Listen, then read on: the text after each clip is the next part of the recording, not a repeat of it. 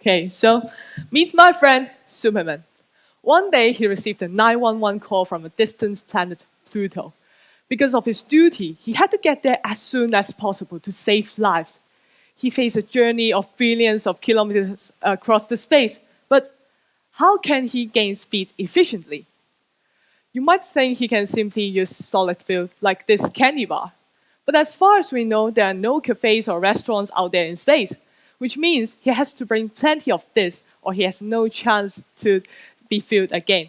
But when I say plenty of candy bars, I mean tens of thousands of them, which are more than enough to bury Superman alive. And even worse, he has to bring spare snacks for more energy to compensate this extra load.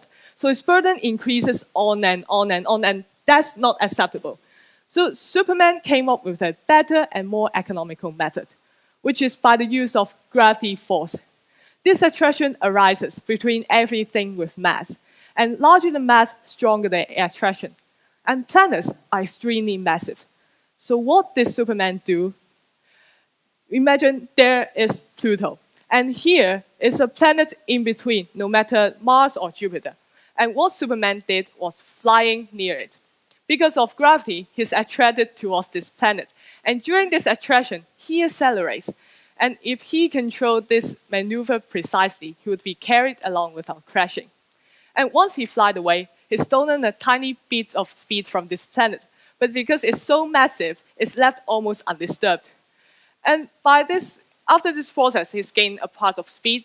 And if there exists another planet near his way, he carry on to doing this acceleration and on and until he reaches Pluto.